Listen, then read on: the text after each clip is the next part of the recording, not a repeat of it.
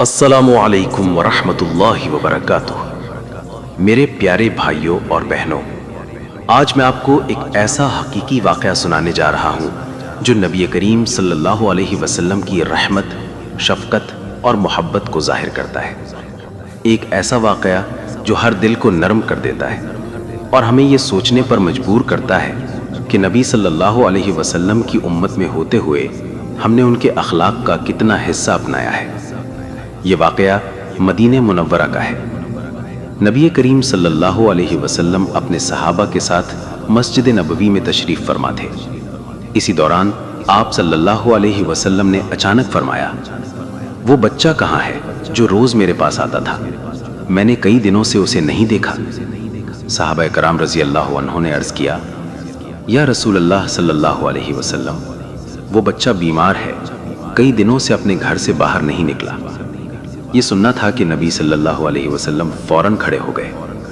نہ یہ پوچھا کہ اس کا گھر کہاں ہے، نہ یہ سوچا کہ میں ابھی تھکا ہوا ہوں۔ بس ایک ہی بات دل میں تھی، میرا ایک چھوٹا امتی بیمار ہے۔ آپ صلی اللہ علیہ وسلم مدینہ کی گلیوں سے گزرے اور آخرکار اس بچے کے گھر پہنچے۔ دروازے پر دستک دی، اندر سے ایک مدھم سی آواز آئی، کون ہے؟ نبی کریم صلی اللہ علیہ وسلم نے نہایت محبت سے فرمایا، میں محمد بن عبداللہ ہوں، تمہارا حال پوچھنے آیا ہوں میرے بچے۔ جب دروازہ کھلا تو اندر ایک چھوٹا سا بچہ بستر پر لیٹا ہوا تھا۔ بخار نے اس کا چہرہ زرد کر دیا تھا۔ نبی کریم صلی اللہ علیہ وسلم اس کے قریب جا کر بیٹھ گئے اور بڑے پیار سے اس کے سر پر ہاتھ رکھا، پھر فرمایا، میرے بچے، کیا ہوا تمہیں؟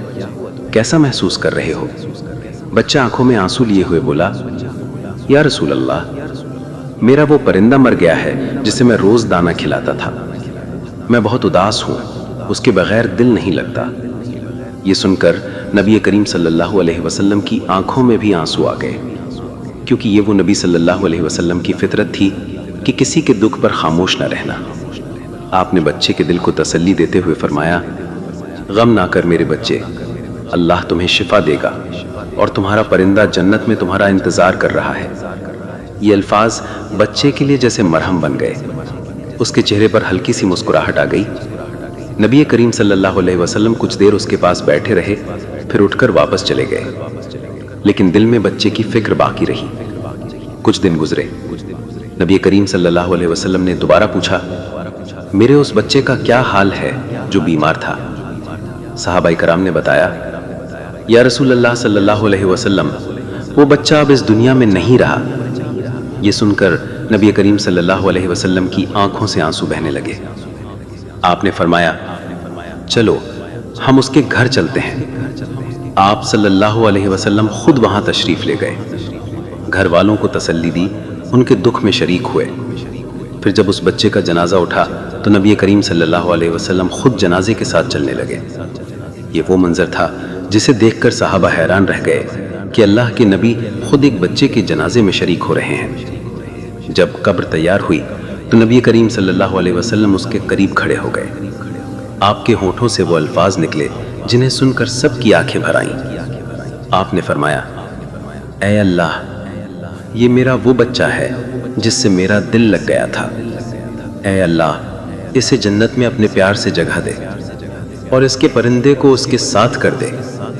یہ الفاظ سن کر ہر صحابی کی آنکھوں سے آنسو بہنے لگے، کیونکہ یہ وہ نبی صلی اللہ علیہ وسلم تھے جن کی محبت صرف بڑوں تک محدود نہیں تھی بلکہ بچوں اور جانوروں تک پھیلی ہوئی تھی۔ آپ نے کبھی کسی کی آنکھ کا آنسو نظر انداز نہیں کیا۔ آپ نے ہمیں سکھایا کہ رحمت صرف عبادت سے نہیں آتی بلکہ دوسروں کے درد کو محسوس کرنے سے آتی ہے۔ یہی وجہ ہے کہ اللہ تعالیٰ نے اپنے محبوب کے بارے میں فرمایا، وَمَا أَرْسَلْنَاكَ إِلَّا رَحْمَةً لِّلْعَالَمِينَ، اور ہم نے آپ کو نہیں بھیجا مگر تمام جہانوں کے لیے رحمت بنا کر۔ میرے پیارے بھائیوں اور بہنوں، یہ واقعہ ہمیں یہ سبق دیتا ہے کہ اگر ہم چاہتے ہیں کہ اللہ ہم پہ رحم کرے تو ہمیں بھی دوسروں پر رحم کرنا ہوگا۔ اگر ہم چاہتے ہیں کہ اللہ ہمارے دلوں کو سکون دے تو ہمیں دوسروں کے دکھ درد میں شریک ہونا ہوگا۔ نبی کریم صلی اللہ علیہ وسلم نے فرمایا، رحم کرو تاکہ تم پر رحم کیا جائے۔ آئیے دعا کریں۔ اے اللہ، ہمیں بھی اپنے نبی صلی اللہ علیہ وسلم کے اخلاق اپنانے کی توفیق دے، ہمیں دوسروں کے دکھ میں شریک ہونے والا بنا دے اور ہمیں ان کے جیسا نرم دل عطا فرما۔ آمین یا رب العالمین۔ جزاکم اللہ خیرہ۔ اللہ آپ سب کو سلامت رکھے۔ السلام علیکم ورحمۃ اللہ وبرکاتہ۔